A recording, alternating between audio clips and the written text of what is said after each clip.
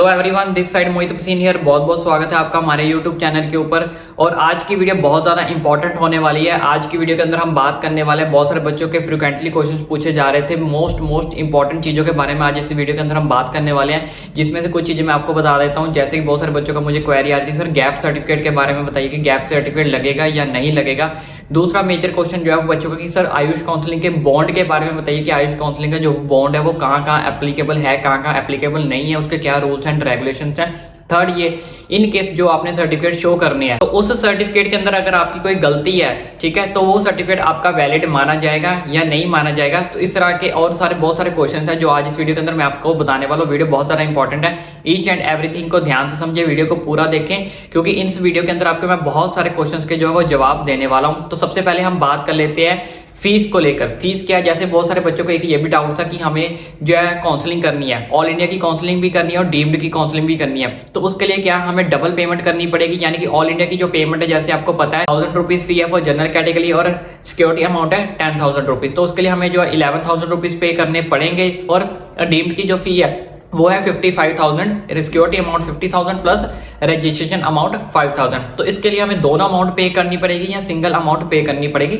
तो इनका जो ब्रोशर आया है ऑफिशियल 2023 का, उसमें ये साफ चीज जो है मेंशन कर दी गई है कि जिन बच्चों को दोनों काउंसलिंग करनी है, यानी कि वो गवर्नमेंट कोटे के लिए भी करनी है और डीम्ड के लिए भी करनी है, दोनों काउंसलिंग करनी है, तो उनको सेपरेट फी जो है वो पेमेंट करने की जरूरत नहीं है। इसका स्क्रीनशॉट आप यहाँ पे देख सकते हो, आपको मेंशन भी हो रहा होगा, ठीक है। तो जिसमें साफ साफ लिखा है कि आपको सिर्फ हाई वाली पेमेंट जो है वो करनी पड़ेगी, अलग अलग आपको जो है वो फीस जो है वो देने की जरूरत नहीं है। आपको सिर्फ डीम्ड वाली फी देनी है। अगर आप डीम्ड की फी देते हो तो आप दोनों काउंसलिंग जो कर सकते हो, ऑल इंडिया वाले के लिए राउंड 1, राउंड 2, राउंड 3 के लिए भी, प्लस स्टे वैकेंसी राउंड के लिए भी।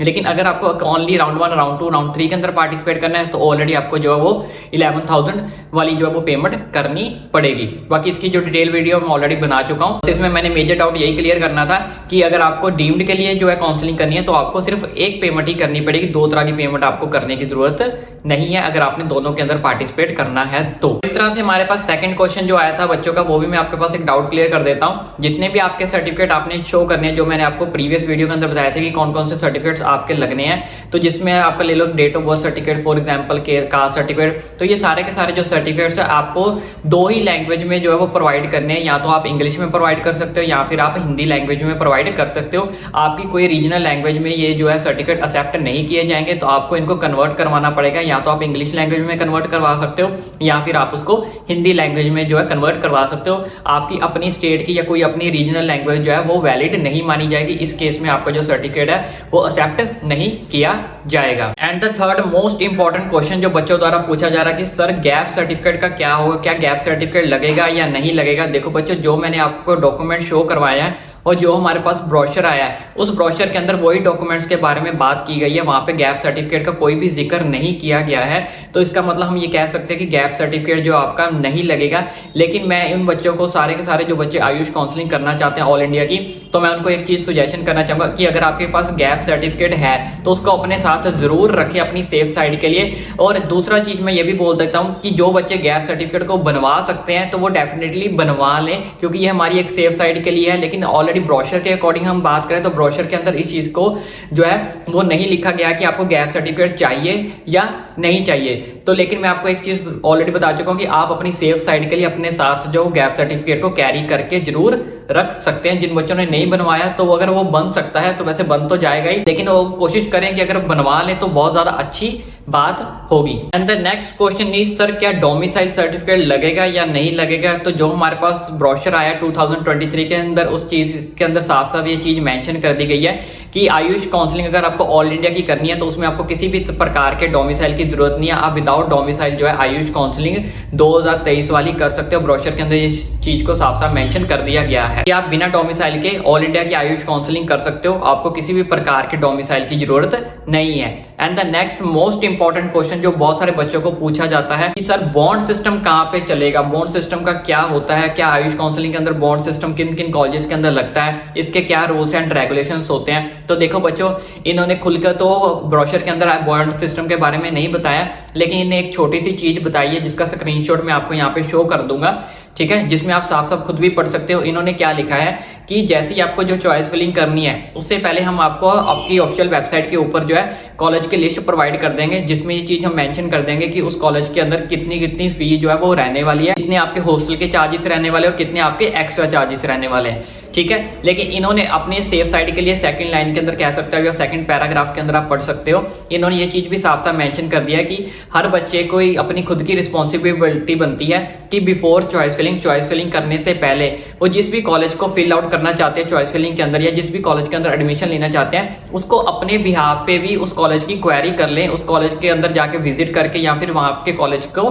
फोन करके क्वेरी कर लें कि वहां के जो चार्जेस है वो कितने रहने वाले हैं, वहां का कोई बॉन्ड सिस्टम है या नहीं है। तो इन केस बाद में चॉइस फिलिंग करने के बाद या एडमिशन के टाइम इन केस कोई बच्चे को डाउट आता है कि वहां पे बॉन्ड सिस्टम था, मुझे नहीं पता था, तो इस चीज में इन्होंने साफ साफ बोल दिया कि उस टाइम पे आयुष काउंसलिंग की या आयुष मिनिस्ट्री की कोई भी जिम्मेदारी नहीं होगी, जो भी जिम्मेदारी होगी वो सिर्फ आपके बच्चों की खुद की होगी। तो इसलिए मैं आपको खुद यही गाइड करता हूं कि जिस भी बच्चे ने आयुष काउंसलिंग करनी है ऑल इंडिया की, और जिन बच्चों को जानना कि वहां पे बॉन्ड सिस्टम है या नहीं है, वैसे उन्होंने बोल रखा कि हम फाइल जो प्रोवाइड कर देंगे चॉइस फिलिंग से पहले, लेकिन मैं आपको बोलता हूं कि आप अपने बिहाफ पे भी उन कॉलेजेस के अंदर कॉल करके पूछ सकते हैं, यहाँ पर आप इवन खुद भी विजिट करके जा सकते हो, वहां पे विजिट कर सकते हो और उनसे पूछ सकते हो कि अगर आपके कॉलेज के अंदर एडमिशन लेनी है तो आपके कॉलेज के हॉस्टल के क्या चार्जेस रहने वाले हैं, क्या एक्स्ट्रा चार्जेस रहने वाले हैं और क्या आपके कॉलेज के अंदर कोई बॉन्ड सिस्टम है या नहीं है। लेकिन क्योंकि बाद में कोई इश्यू आता है तो इन्होंने आयुष मिनिस्ट्री ने तो साफ साफ बोल दिया कि उस केस में हमारी कोई भी जिम्मेदारी नहीं होगी,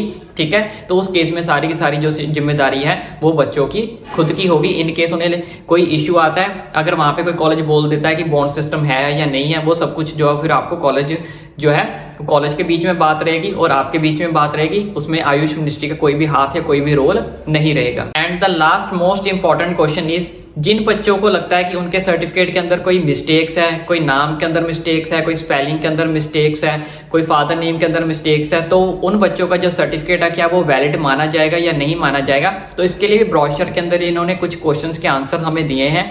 वो क्वेश्चंस का आंसर क्या दिया हुआ है उस क्वेश्चन में इन्होंने लिखा हुआ है, आप यहाँ पे भी पढ़ सकते हो, आपको स्क्रीनशॉट जो वो शो हो जाएगा, खुद भी आप पढ़ सकते हो। तो इसमें इन्होंने इस चीज को मेंशन किया गया है कि इन केस अगर आपके कोई सर्टिफिकेट के अंदर गलती है या फिर कोई माइनर मिस्टेक है तो उसको आप वैलिड तो मान लेंगे, लेकिन उसके लिए आपको क्या एक एफिडेविट बनवाना पड़ेगा, जिस एफिडेविट में आपने ये चीज प्रूव करवानी है, इस चीज का एफिडेविट बनाना है कि जो सर्टिफिकेट आपका बना हुआ है जिसमें वो गलत है वो सर्टिफिकेट आपका ही है, यानी कि आपके नाम से ही है, उसमें जो आपने करेक्शन करवानी है वो आपको एफिडेविट के अंदर लिखवाना पड़ेगा। तो एज ए प्रूफ आपको एक एफिडेविट बनाना पड़ेगा जिसमें आपको ये चीज मेंशन करनी पड़ेगी कि ये जो सर्टिफिकेट है ये मेरा ही है, और इससे ये चीज प्रूव हो जाएगी ये जो सर्टिफिकेट है वो आपका ही है, क्योंकि उस सर्टिफिकेट के अंदर आपकी माइनर मिस्टेक है, आपका नाम भी गलत हो सकता है, आपकी डेट ऑफ बर्थ भी गलत हो सकती है। तो ऐसा वैसा कोई अगर आपके पास सीन है, ठीक है, तो मिस्टेक है, तो आप उसके लिए आप एक एफिडेविट बनवा लें, तो उस एफिडेविट जो है वो आपका सर्टिफिकेट के साथ लग जाएगा, जिससे ये चीज प्रूव हो जाएगी वो सर्टिफिकेट उसी पर्सन का है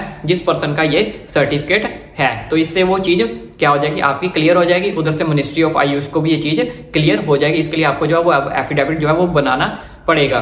तो आई होप अब आपको सारे के सारे क्वेश्चंस के आंसर्स मिल गए होंगे, सारा प्रोसीजर आपको समझ आ गया होगा। इसके बावजूद भी अगर आपका कोई डाउट, कोई क्वेरी रहती है, कोई और क्वेश्चंस आपका रहता है, तो आप ओपनली मुझे नीचे कमेंट करके पूछ सकते हो। इसी तरह के मैं सारे के सारे क्वेश्चंस के आपके आंसर्स देता रहूंगा। आपको हमारे चैनल पर सारी वीडियोस मिलती रहेंगी, तब तक मिलती रहेंगी जब तक आपके बच्चों की अच्छे से एडमिशन नहीं हो जाती, जब तक आप सेटिस्फाइड नहीं हो जाते, हम सेटिस्फाइड नहीं हो जाते कि आपको अच्छे से एडमिशन मिल गया है। तो इसलिए चैनल को सब्सक्राइब जरूर करें ताकि आने वाली नीट के रिलेटेड, एडमिशन के रिलेटेड, काउंसलिंग के रिलेटेड सारी की सारी अपडेट्स आप तक हम पहुंचा सके। इसलिए चैनल को सब्सक्राइब जरूर करें।